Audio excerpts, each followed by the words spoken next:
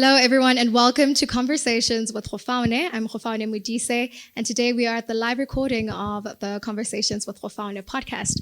And we're so excited because we're live here in Gaborone at the Botswana Digital Innovation Hub, and we're talking about SME and startup funding.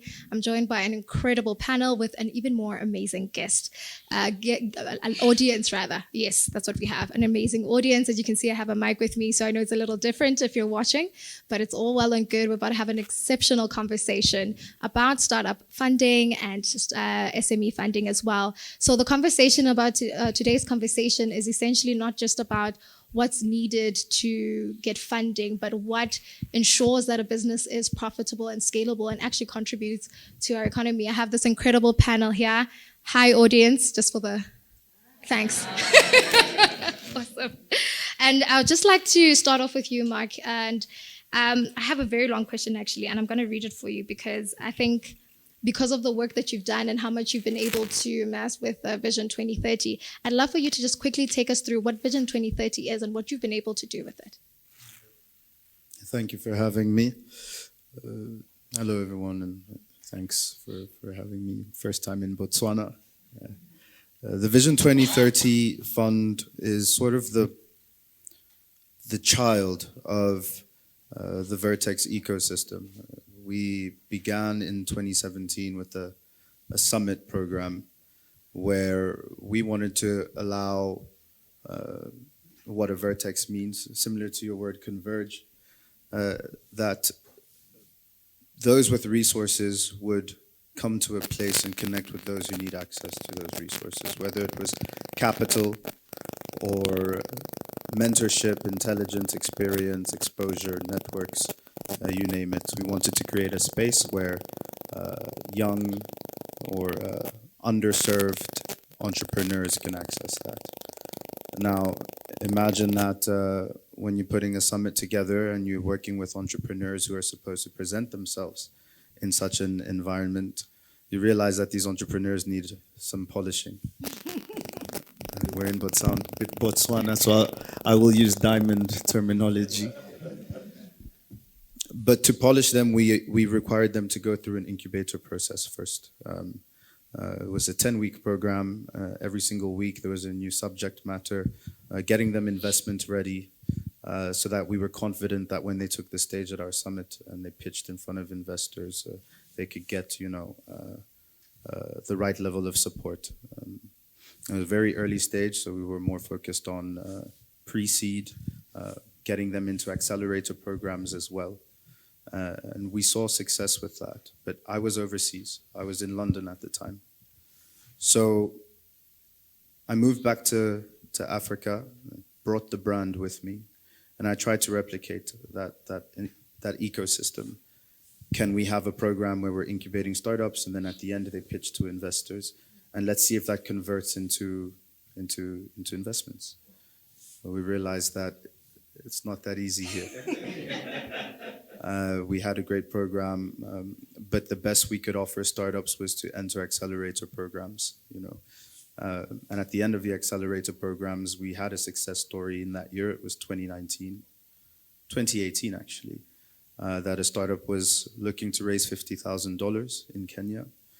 They ended up actually smashing that by the end of the accelerator program. They raised 250K, and we were really excited about that. I went and did a master's and studied now, why was it so hard in Africa? That was the main question for me. We discovered a lot of issues in the ecosystem, how small in proportion the amount of funding we receive really is vis-a-vis the rest of the world. We compare the amount of venture capital that flows. Africa is always beneath 1% of that. Sometimes less than 0.5% of that in a year. And so I studied that, and I realized there were not dedicated venture capitalists from Africa who were willing to take on those risks, to contextualize their investment frameworks in ways that understood the particularities of African entrepreneurs. So we decided to demonstrate ourselves that actually there's hidden value. Let us build a VC that can take the lead, take the first risks, and work very closely with our incubator to close the gaps and create investment-ready startups who can now go to the world and raise capital on international markets. So that's how Vision 2030 was created. Now, with that, we're aligned with Sustainable Development Goals. We're entirely focused on African developmental challenges. So it's social innovation, the kind of startups that we're interested in, with a particular focus on the African real economy. The real economy, by the way, means an economy of businesses that focus on taking what is real, natural, tangible resources, natural resources, albeit agriculture or mineral resources, and transforming them into something with added value. So it's primary and secondary sector economies, right before we talk about service economies. So a lot of untapped value over there that we're interested in. Thank you so much, Mark. I think what you've shown is that there is a need for incubation for enterprises. And I think from a larger scale, especially for companies that are looking to scale, what we have a challenge with, and I think the panelists may agree, is that when we call an enterprise an SME, they're an SME for 10 years. And there is no actual scaling. So we really do need to dissect and investigate what the issue is there. But Ms. Dinah, I don't know if you've heard this, but apparently, it's not my words, startup funding is non-existent in Botswana. And I'd like to understand I heard it's not me, the audience. But I do want to understand from a layer perspective, is that really an issue where startup and SME funding is non-existent, or is there a deeper problem within the ecosystem? I think it's a number of issues. Yes, startup funding doesn't exist for a reason. I think what you need to deal with is that whoever is providing financing is expecting to be paid back. Whoever advances you money is expecting to be paid back. So how do you access any funding? First, you need a business plan. And the business plan is to have realistic projections. I can give you an example. We will be talking 2.5 million, that is your market. It's not, you don't have there is no product that would have a 2.5 million consumption. You won't have all the unless it's water, your water utilities, then 2.5 million becomes a market. So that is what we see in the business plans that come to us. When you look at our mandate, the services that we give, which is business planning, training, capacity building, incubation, we're actually addressing what stops entrepreneurs or startups accessing funding, because those are the issues. There's an issue around capability or capacity. Most of the times, what is common in this country, we hear about people saying their business plans were stolen. I took this to this financier, my business plan was stolen. It wasn't stolen, because you will see me having the same business being approved. There's what financiers call a management viability, where they look at the opportunity that is being presented and who is behind it. And then they would realize, okay, the projections are good, the market is there, but can this person run with this? So those are the issues that then affect startup capital, because most of the times we also don't have a history.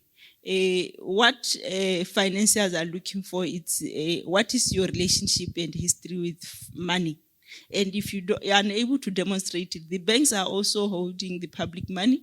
They can't just release it to you with no guarantee that it will be paid back. So what we have experienced is that most the startups, they do start with their own money or money borrowed informally. Then the issue becomes, if I'm using my own money or money that I borrowed informally, is there the discipline for me to create records that would be able to convince a financier 2-3 years down the line that this is my relationship with money. I started with my own money. This is what I was able to do, and this is how I have deployed it.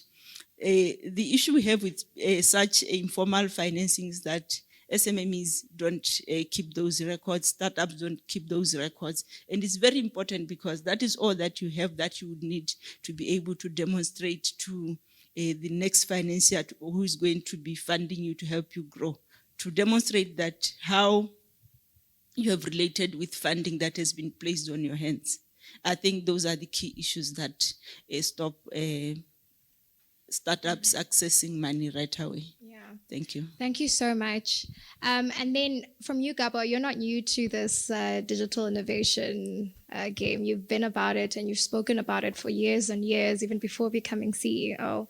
I am curious, as we're listening to both these panelists speak, what has been your observation in terms of why are innovative ideas struggling to scale? It's a relay. So maybe just to build on that and maybe paint a picture. So the Global Innovation Index of 2025, Botswana is rated 87 out of 139 countries that were assessed. Not too bad, 87. But when you double click into the 87, there are two interesting components of that talk to what my colleagues are talking about. When we look at focus on innovation inputs, Botswana is rated 54. That's a sub-indicator of the overall. So we're doing much better when you come to inputs. And then when you look at outputs, we're rated 115.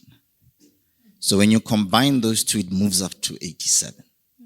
So it paints a picture that we're putting so much in inputs. I mean, even here, there's no shortage of incubation and acceleration support. Here at BDIH, we run a number of programs, some of them in partnership with MIT. We've got Botswana Innovation Fund that is funding incubation. So what do we have? We've got a whole pile of ideas that when it gets to post-acceleration, it's a cliff. Pew, down a chasm, and they disappear. So the missing bit is that commercialization aspect. It's what Mark talks about, the venture capital bit. But and that requires a different kind of capital. It requires patient capital. It requires guarantees for first loss type guarantee instruments. It takes time. So it can't be financed by debt. And that is a focus area where as BDIH, we're looking at closing the gap and talking to a number of people about it. So as an example, we've reached out and we talked to Mr. Jansen at Leah, the CEO, and we're saying, can Leah come into BDIH and help us with enterprise development, where the business cases and all of that. But secondary to that, we're talking to other funders. Can we create a commercialization center where we create opportunities for venture capital? Can the private sector participate in creating venture capital to support commercialization? I mean, there are things that we can do. I mean, it was talked about, I think, that you talked about startups not wanting to give up equity. But I've talked to a number of startups, and I don't know, I'll even be interested to find out how many of you are now willing to give away equity so that you can be accelerated. I mean, let's show of hands. You see, it's changing. Yeah.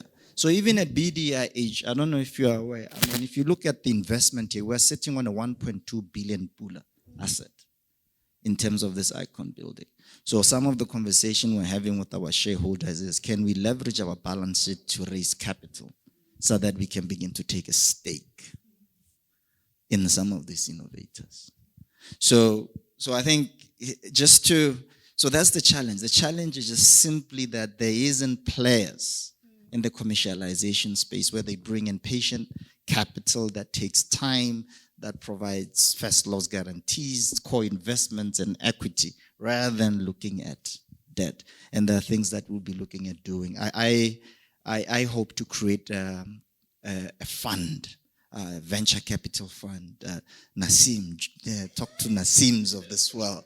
Join in, put in money, take stake. Because, I mean, these innovators have some really brilliant ideas that can take off. And obviously looking at the potential for export as well. Yeah, so that's the gap we need to close. Yeah. Thank you so much. And you, therefore, you, to a certain degree, serve as a conduit between the guys that used to fund, as you know, you used to be a vice chair at Lea, at Bokra, you were a chairman, you're an executive at Dapsona. Now you're experiencing the pinch we experience here as entrepreneurs. And so my question to you then would be, you know, so you hear many entrepreneurs, and to be honest with you, perhaps it's our ignorance. We don't know where to look.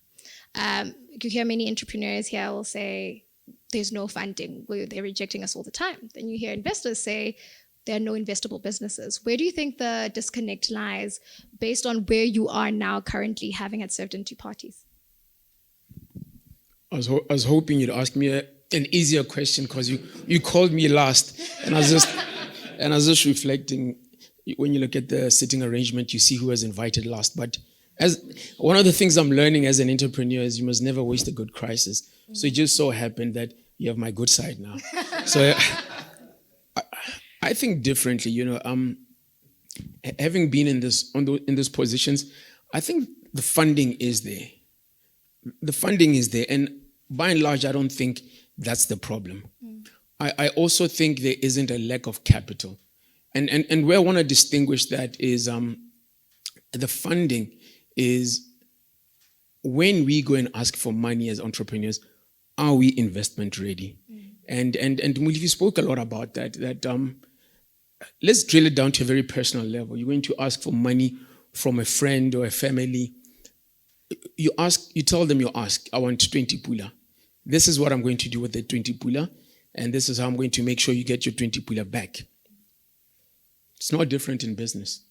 So in business, a lot of businesses, when they ask for the money, they're not investment ready. First of all, the structures are not in place to de-risk the non-payment, which is the compliance that Mulifi spoke about.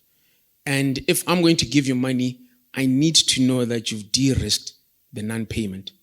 Secondly, I need to know that you've got the execution capability to generate returns from that money so that you're able to pay me back. Thirdly, I need to see that you've actually handled money before. Am I going to give you money and you'll have the financial discipline to keep the money there, or not run to the nearest dealership and buy the latest German sedan SUV?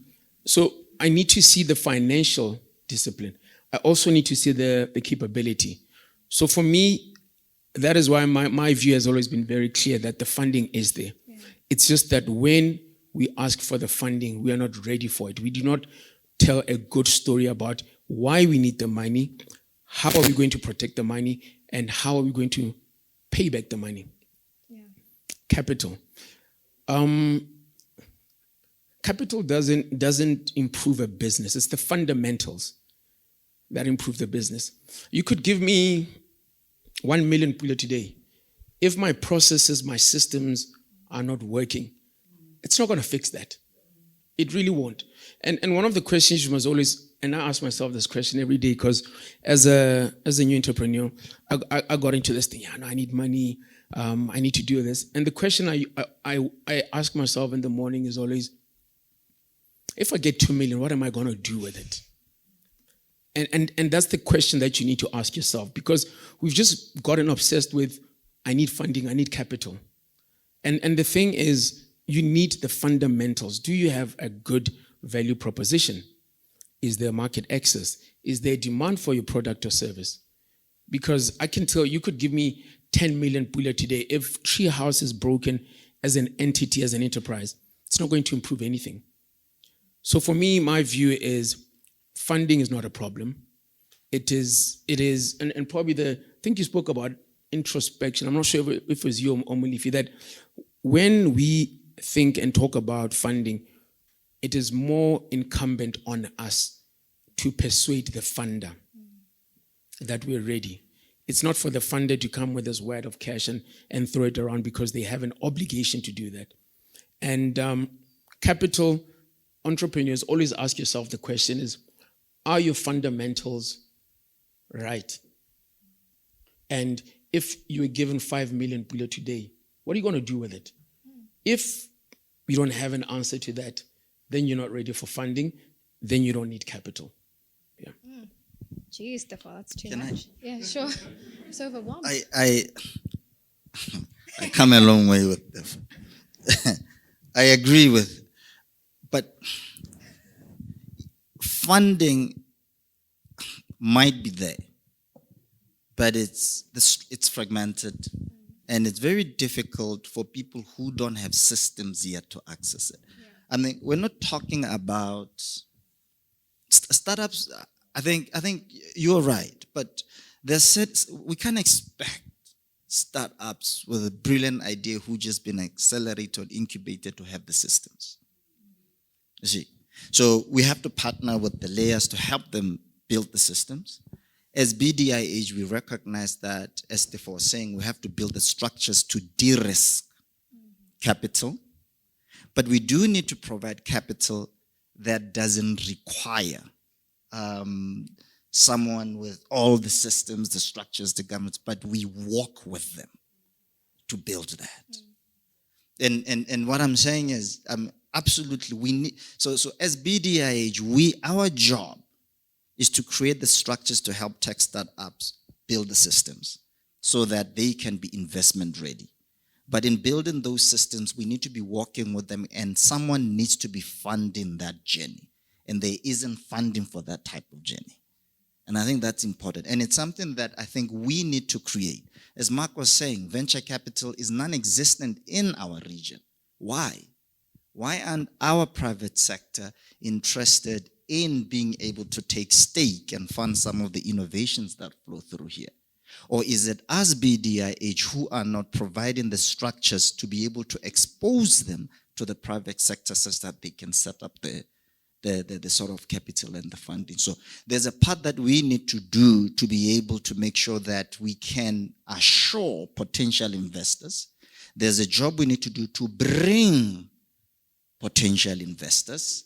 And there's a job to make sure that this space is always buzzing with these new startups. But we need to create structures for different types of funding. I just don't want us to leave that, because the other stuff where you're investor ready, you have the structure, the systems, that's the banks. That's the debt and the other stuff. That's my opinion anyway. But we need to create something else for startups that is lightweight and can de-risk the people who put in the capital, while supporting the growth and the building of the right systems. Sure. I think, as I'm listening in this conversation, it does seem very Gaborone. Gaborone is our city, capital city. It's very Gaborone-esque in a sense that as we have these conversations, would someone in a rural area have access to a BDIH? And I just want to get to you from a layer perspective. How do you touch base in rural and smaller areas who don't even think about the conversation when it comes to being investor ready? They're just saying, I have an idea, I have a tuck shop such and such, or I have a taxi rank, or I have one taxi, maybe I can get two, I just need a bit more money instead of having to borrow from my aunt somewhere. How do you cater for those who are not within the city and don't really have access to what the city resources have to offer? Thank you very much. I think what I can tell you is that there is a government company. We do have branches in almost all the districts, the old districts. That is, we do have about 15 branches and 5 incubators. And we do give the basic business development services. As we have indicated, our view is that there's a reason why Local Enterprise Authority was set up as a non-financing business development service provider. Most of the businesses in the rural sector, in the rural areas, we do reach to them through our branches, and we do diagnostics. We look at what they lack and what they don't have, and we do try to close the gaps around their capability or capacity, as well as advising who would be the most appropriate financier. And for youth, most of the times it would be YDF, the Youth Development Fund. The Youth Development Fund, by its nature, is more or less like a proof of concept financing. This is what you get without having any history.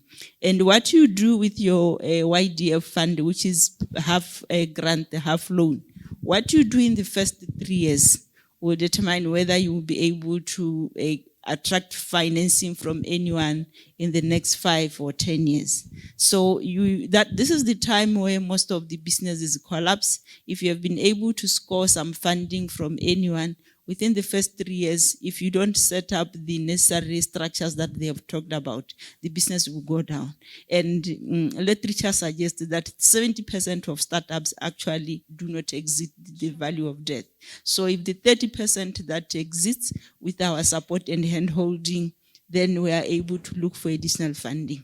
What you need to deal with in this economy is that SMEs, business people, sometimes they are overconfident. If they are able to survive those 3 years, they would think they are too big for Leah. And as you may be aware, most people, when we say SMEs, they are thinking of somebody who has a table by the roadside or is making 100,000 per month. We actually assist up to anyone who makes up to 15 million per annum. And most of those people would be having employees more than 50 or so. Those are the ones who would say, I'm not ready for Leah. So sometimes we do assist entrepreneurs to apply for additional funding. But once they do access that funding, they don't come back to us. So that management viability, the de-risking that was coming through our business development support goes away. Then that is when the money would not be used properly, and most probably they will not be able to pay back because they've run away from business development support. So I'm hoping in future we will also, as part of de-risking, make some of these business development services a part or a component of a funding to say, if we are going to be funding you, this is the level of support that we want you to receive from these organizations, and it's mandatory that you stick to that kind of support, because otherwise that is where we are losing it as a country. Thank you. Thank you so much, Dinah. Please give her a round of applause. I think essentially, as someone who is in business, Botswana is not traditionally an entrepreneurial nation. We have a long line of being a tenderpreneurship nation, so to speak. And so for me, coming in within the creative industry and with a bit of marketing as well, I had to go to our neighbors in South Africa, where there was a market, and I didn't need to be corrupt to do something and make something sustainable for the business. And only then was I able to come back home with some sort of structure, and obviously being harshly humbled by the extensive entrepreneurial environment that is in South Africa. And so I do quit, but you do have some SMEs here in Botswana that struggle to come out of Botswana. And so, Mark, I would love to ask you, from your Pan-African state of mind, how have you been able to navigate SMEs that have only managed to make it within their regions or within their countries and struggle to expand? We have the AFCTA. I remember there was a time it was launched in Botswana. We were all so excited, and then it went dead quiet. So we're not entirely sure if we're players anymore. And perhaps, again, it might be ignorance, but when you do look up, we're not really as active as we should be. So then the question is, are we stuck in Botswana? If in DRC, are the entrepreneurs stuck in DRC? Do they know how to best to expand? Can they look into other regions? Malifi was talking about potentially selling diamonds to European counterparts. How do we navigate that, especially when it comes to expansion? Thanks. Startups are not obliged to be global businesses, first of all. It is totally okay to establish a business model that is local first. If you are serving a particular customer that is local to you, and you are limited by your resources, and so you are in a way stuck to serve that particular customer base, then you need to figure out if it is desirous for your startup to expand. Typically, before touching your first funding, this is something that you should already have looked into as a startup. Do I see myself in a phased approach, expanding my business to now serve customers beyond my locality? I've seen startups be able to do that, of course, have a plan to go beyond their immediate community or their first customer base. But that initial phase is invaluable. We're all talking about taking that time to build some sort of creditworthiness, to build a solid enough foundation that now qualifies you to go beyond that. It is also typically the case for startups in the countries where I work that they're initially bound to first funding from what we call the 3 Fs, families, friends, and fools. You find a way to scrap a bit of cash over here, but that means that you can only serve over here in a way. And that's again in real economy contexts where your natural resources or your inputs are local to you, and it is typical that your distribution networks won't span very far. We don't exactly have solid enough transportation infrastructure or logistics infrastructure to immediately imagine taking into consideration into your business model the costs of a far-reaching value chain. But on the other side of that, startups are also totally free to design business models that are global, that are globalized, that are value chains where the customer is not at all in your locality. I mean, we're in a diamond district, we're in a diamond country where we have speakers and success stories all around us that the end consumer, I know South Africa could present a big offtake opportunity, but the end consumers are in Belgium, and they're in Asia, they're in the US. And it might take a while to reach that particular phase where you're serving that global customer. But if you're starting a business and you have the business plan to reach them, then of course start small. We heard a perfect testimony story of someone who started small, who started local, who used, funding from one of those 3 Fs I just mentioned. We don't know if they were fools or not, but he proved that that was a wise investment to make, and as such, he was able to earn the trust of those who were able to now help the business grow, right? So to answer the question, I think both work. It depends on how you set up your business model. I think also just so important to note that investors need to understand that these things take time. And I mean, at Leah, how long do you typically give an enterprise before they start paying back? Because I think in terms of breaking even, especially within our very volatile economy, it's such a difficult task to ask them to bring back money in 2 years. Thank you very much. I do have to clarify that Leah is a non-financial business development service thought they provider. gave money. So I think we just need to look at do we even have the information out there? For example, you spoke about Gaborone, and you are in Gaborone right now, but we are still not sure if Leah gives money or not. So it speaks to, is the ecosystem able to disseminate information enough? We do assist people to access funding from the different financiers, including the DFIs, your CEDA, your NDB. Those would be the first to go to, because being DFIs, they are more friendly to startups than commercial banks. So most of the times, the financier would have their own options. Sometimes there is money that supports working capital and needs to be paid within a specified period of amount. But the easiest one that we have facilitated is the Youth Development Fund.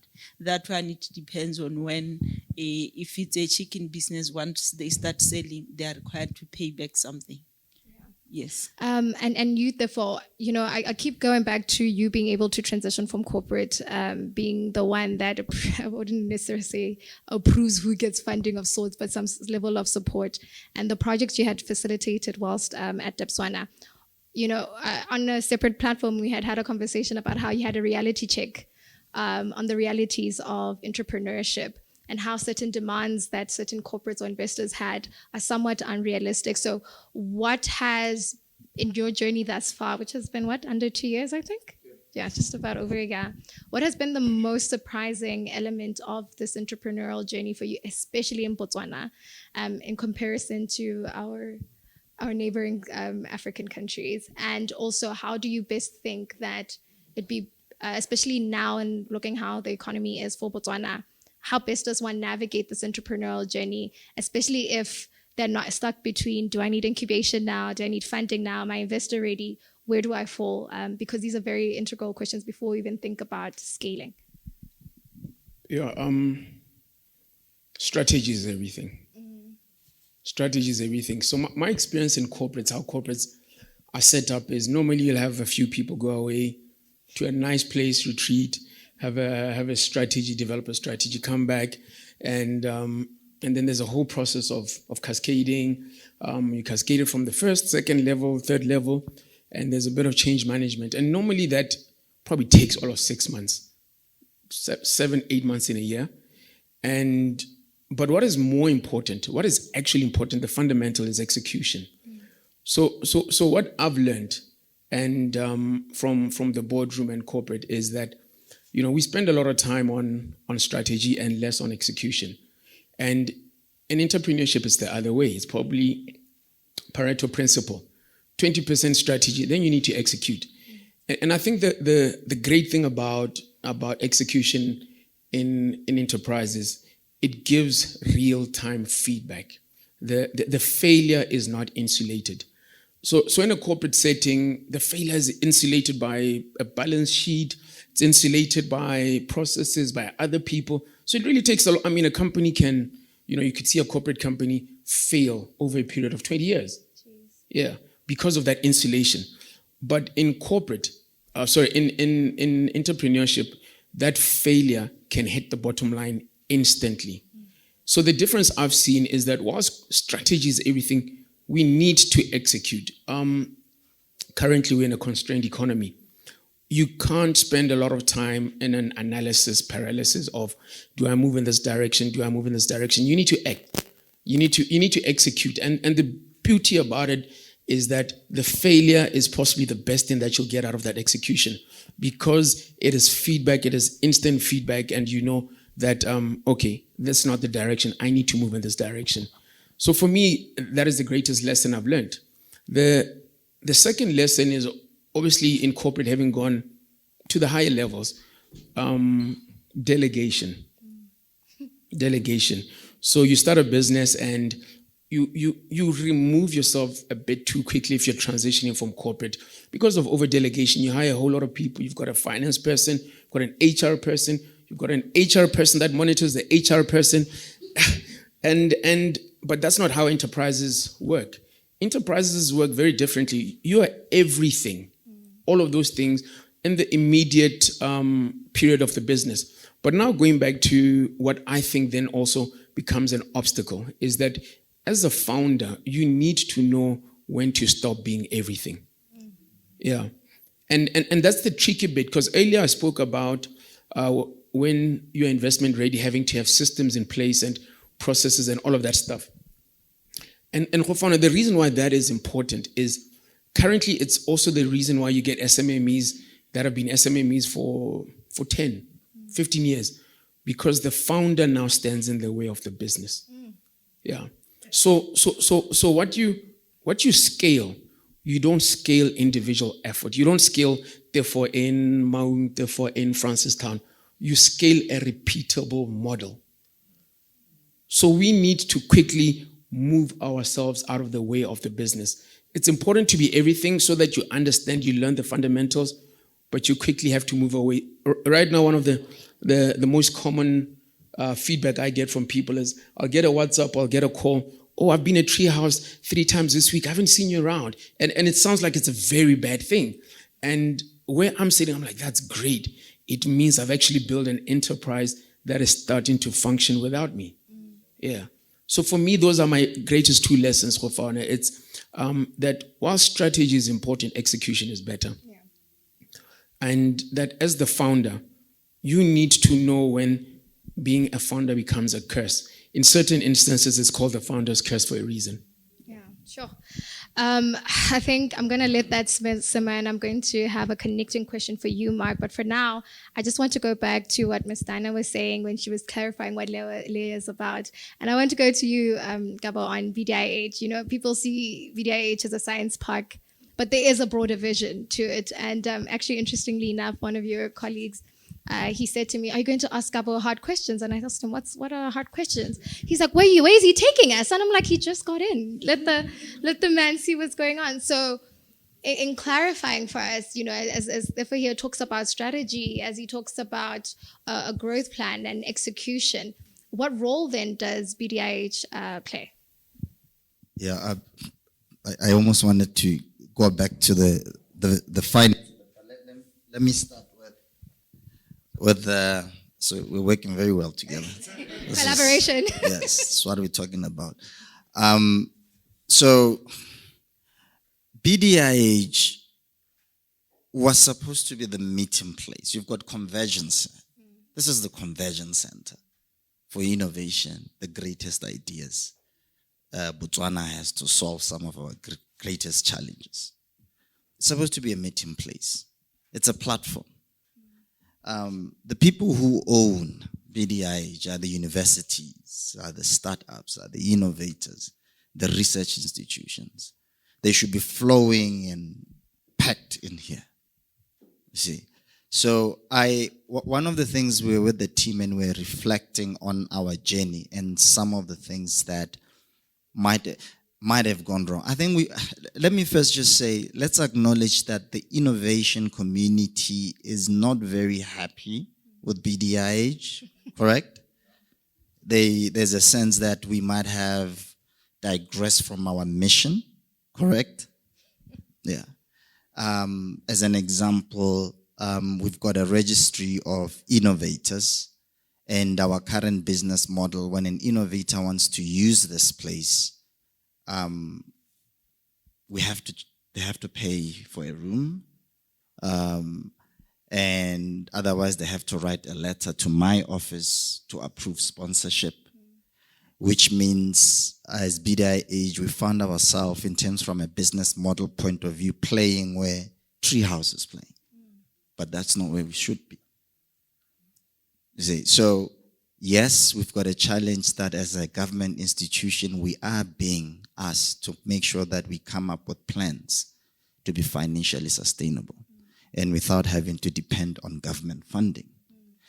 But does that mean the best option is for us to run an office park and? So we sat down as a team and we reflected on this and we said, no, that's not what we're supposed to be doing. Again, if you look at the investment the government has put here, it's a total of about 1.5 billion over since 2012. And right now we're sitting on an asset base of about 1.2 billion. And if we think that we're going to make serious revenue from rentals and it is a complete disconnect. What we are supposed to be doing is get all the innovators to come here. We support incubation. That's something that we do well. We're actually very well known for hackathons, challenges, and. And I see you doing your eyes, yeah. So we've done very well with the upstream side of the innovation pipeline, the incubation, all of that. And then we've run sort of an acceleration program that is supposed to then generate enterprises.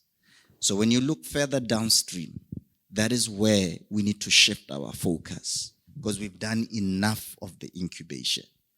And the model that we want to be looking at as an example is working with innovators such that we can even take stake and equity in their ventures and provide some kind of funding such that when they break out, We make something that we then give to the next innovator. That is how we now believe BDIH is supposed to be funding and self-sustaining itself, through making sure that tech startups become businesses, as Stefan was saying.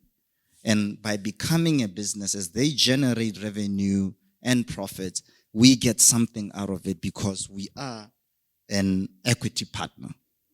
Then we take that to the next innovator. That's it. Then the rest of the stuff, if you're an innovator, you are registered with us, this is your home. Come in here. This space must be full all the time, Monday to Saturday to even Sunday. So one of the things that we're doing, and I invite everyone to take a walk, we'll arrange for that. We will be launching a smart bots lab. In that lab, it's where we want innovators to spend 24 hours. I heard they don't sleep. They must come and not sleep here. Because in there, we're putting together sandboxes for digital public infrastructure, sandboxes for fintech, sandboxes for AI. And the lab will be open 24/7 so that if they need to spend the night coding, they spend the night coding. And they will not be paying a cent to be spending time there. Where we want to then raise capital that will sustain this space is through their success. We will offer them a share of equity. If they want, it's fine. We won't force you. But we encourage you, as you've heard relatively, you can't do it alone. And then we want them to succeed because we'll have a stake in it. Raise that money, bring them back.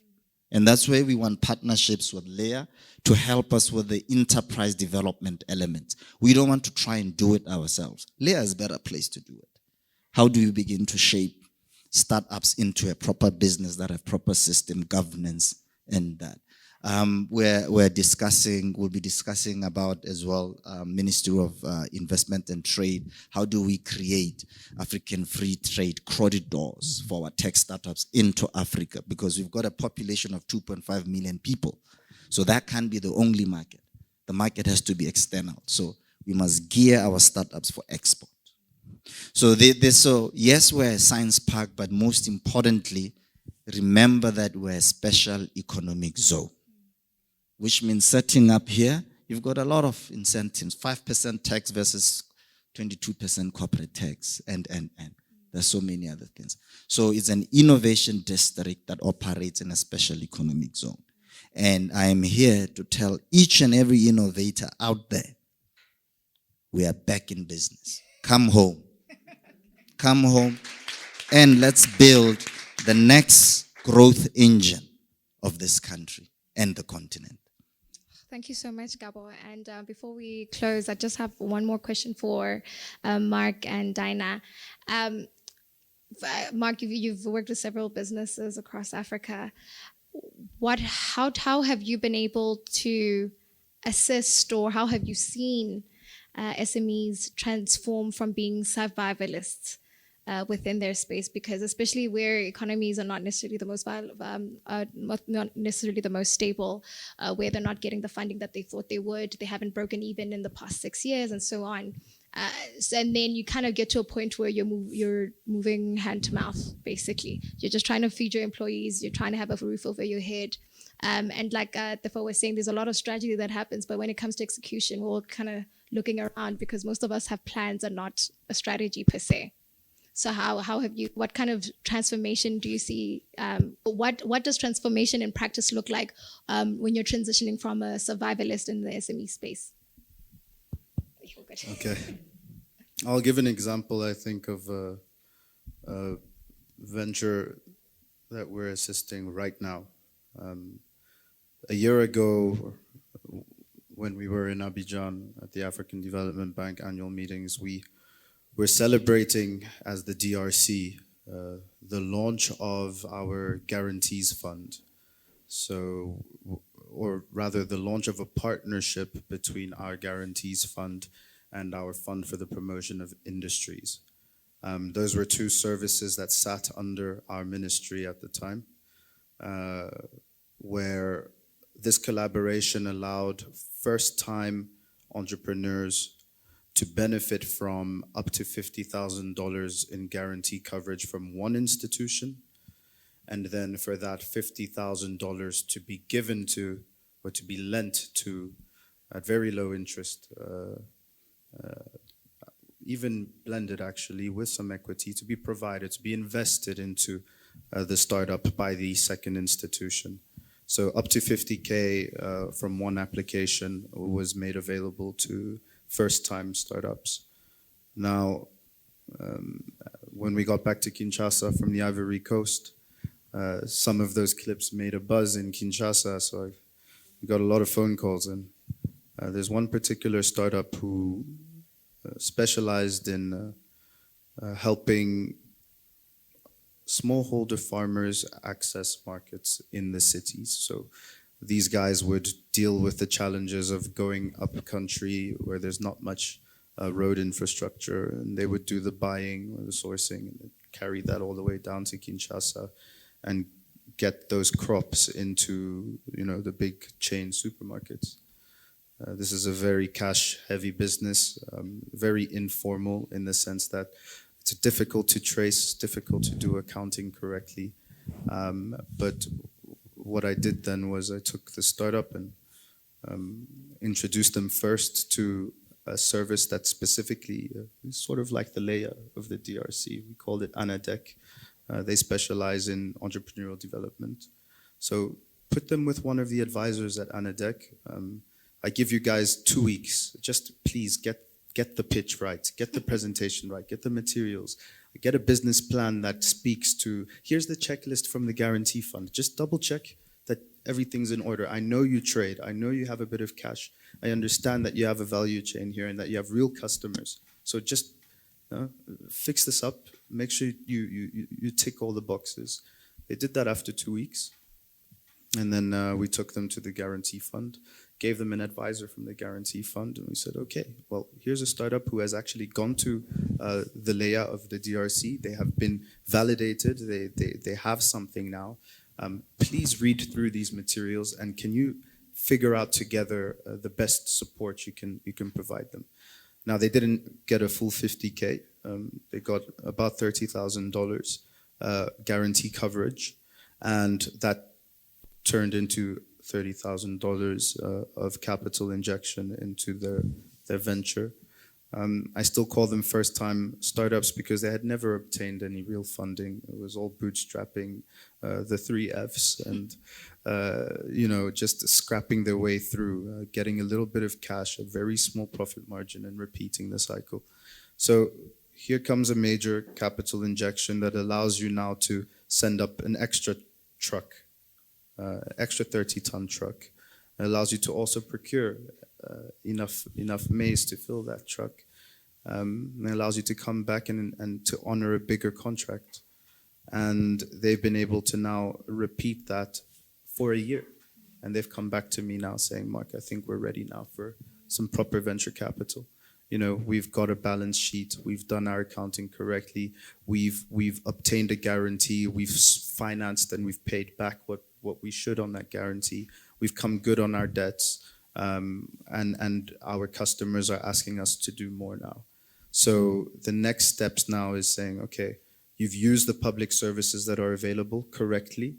You took the time to apply and to refine your business. Now, what is your growth strategy out of all of this? I'm going to send you back to ANADEC, to Leia again, and this time I want you to come back with your proper scale-up strategy.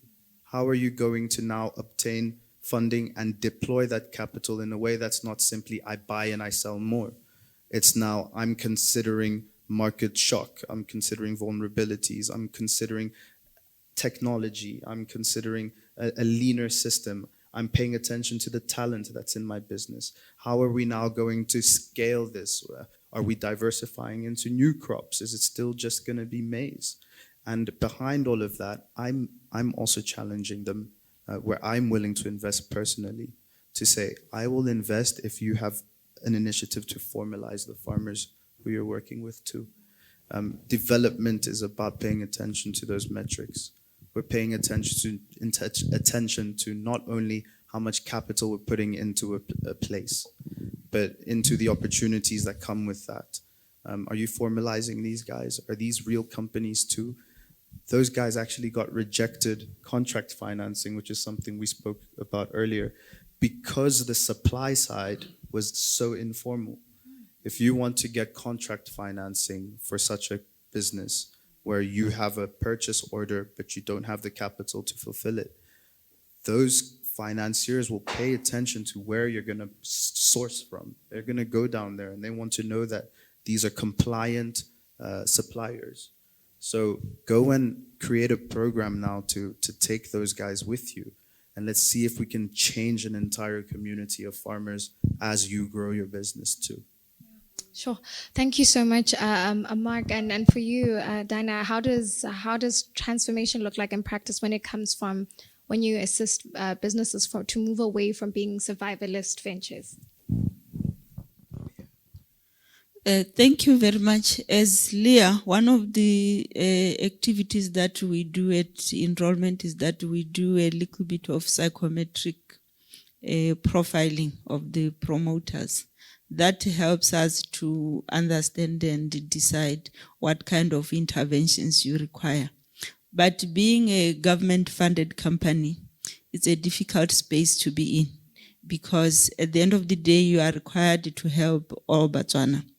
And we wish we could have actually different pathways for opportunity-driven and necessity-driven entrepreneurs. But right now, we only have one pathway for everyone. How will we benefit if we were to have different pathways for necessity and opportunity? Most probably necessity, these are the people who have one foot in their businesses and the other foot, they are looking for employment. You give interventions, they don't take them. They take them half-heartedly. They get a job. They somehow leave the business in the hands of other people. Then they want to come back. But you have already invested public funds there anyway. So for us, that is how transformation would look like. An additional point around the necessity and opportunity. You would have heard recently the PS for Ministry of Trade was complaining about fronting, that we do have businesses that are supposed to be in the hands of Botswana, but they are elsewhere. That would, I'm not saying it doesn't happen to everyone, but opportunity-driven people would most probably be pursuing that dream to the deeper and weight ends, and they would most probably be interested in what BDIH is offering and or what services they can access from the ecosystem. Most importantly as well, much as we are saying there are issues with startup capital, still that capital is required. We need to be able to have that capital that takes into account all these vulnerabilities that comes with funding a startup and have somebody de-risking. And part of the de-risking that we have talked about is the issue around capacity building the skills and knowledge for the industry. I can give you an example. Right now, let me use Gaborone as an example. You do have schools that you go register your child as soon as you get hold of a birth certificate. And then you do have schools that are actually recruiting termly. Mid of term, they have an advert there. They are looking for people to enroll, and they're even offering a discount. Same syllabus. So what is it? Value. What are you selling? What are you promising to your customers? We need to be able to teach our entrepreneurs. They need to learn that people will stay with you because you have offered the value to them and they know what value you offer. If you do that, your marketing budget will most probably be zero. Those schools are still oversubscribed, but you never see them advertising to say, we are looking for students, this and that. What does it mean? It means when customers know what you sell and the value that they can get from you, they will come to you. And if you look at our SMEs and entrepreneurs right now, go to an exhibition or anything and they get a mic to say, why should we buy your product? I can bet they will start with their nationality. They want to push their emotions into you to say, "Ke Motswana, I'm a Motswana, I'm your child, can you buy my product?" It's also very common in the creative industry. But we don't buy nationality, we buy value. And those are the changes that we really need to appreciate that customers will put their money where they're expecting value. They will not buy from you because Motswana. They will not buy from you because you have employed Batswana. That is not their business. Their business is, can this product give me value, the value that I'm looking for? Will this product be here tomorrow? There's also an issue of consistency. Yes, there's also an issue of consistency. If I'm buying body lotion from you and I'm staying with that brand, I don't want to be going back to buy something else. I want that product to be there every day. And that speaks to business continuity. Do you have a business continuity plan? So those are the issues that we need to deal with locally. Yeah. Thank you. Thank you so much, Dinah. And in closing for all of you, I'll start with you, therefore. If you had 1 minute with an entrepreneur, what advice would you give them when it comes to funding and growth? I wish we had more time because we're just getting started, and yeah. I think, my favorite line: transformation is difficult or impossible if our legacy is stronger than our vision. And we need to build that should be our starting point, the vision. What do I want to do? Who do I want to do it for? And have a proper strategy and execute it mercilessly.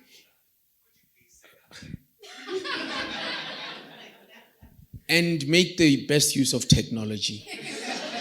Yes. And I think to close that off, and I thought I'd actually talk about this, we need to understand that you scale because of growth, not for growth. And for us, this is where, as young entrepreneurs, we make the mistake. You want to start a business 4 months. By the end of 7 months, you're in all the malls in Gaborone, you're in a mall in Francistown, and then you know how that story ends. Yeah. And you, Dinah? Thank you very much. What I would say to an entrepreneur is that know your business. Know the opportunity that you are getting into. Also know where you can find the support that you are looking for. Know who can fund you and what they would require to fund you. Lastly, I'll talk records. Record is what builds data, and we don't have data as a country, mainly because the businesses are not capturing it. AI will not read data from the air. They would still need to be fed to be able to pick up that data. And there is nothing we are putting in as far as data is concerned because there are no records. Yes, thank you. Thank you. And you, Gabo? I was in a session last week and someone mentioned most people don't really go out to buy an 8mm drill. They are buying an 8mm drill hole. It just so happens you need the drill. But they want the hole. So the conversation that's been said for innovators, startups, what problem are you solving? Which means, what value are you bringing? I think that's a very important thing to always remember. Anchor your idea on a problem, not a solution. It's not the drill we want. It's the whole. Secondly, having said that, institutions like BDIH, like Leah, we do need to accept that we are fragmented and we need to bridge the fragmentation gaps so that we can support the innovators find the 8mm hole. We need to accept that. I think when Mark was speaking, the last time he was speaking, he kind of was giving us a blueprint of how BDIH and Leah should be operating. We need to accept that. And we need to talk and close the fragmentation so that we can support better the drill makers to find the drill holes. We are open for business, but come with that mentality of problems. We're going to be going through a number of changes as an organization. We've reflected as an organization on how better to serve you as tech startups.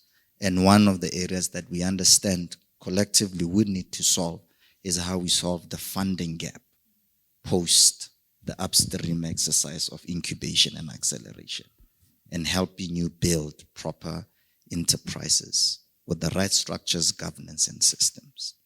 So there's more that you'll hear from us in the coming weeks and months to see how we are transforming, to come back to our original finding mandate as a convergence center for the greatest ideas in this country. Absolutely brilliant. And you, Mark? Dear entrepreneur, start with the basics and focus on the basics. If you paid attention to today's conversation, we're talking about making sure that you've got the first fundamentals right. You have a real business plan, a real service, a real solution to a real problem, and you're doing it profitably, meaning that there is money earned into your business, and then that you are recording that correctly, that you are creating financial statements, accounts that are credible, that can be audited, and that speak to your capability to turn investment capital into shareholder value. Okay, focus on those basics.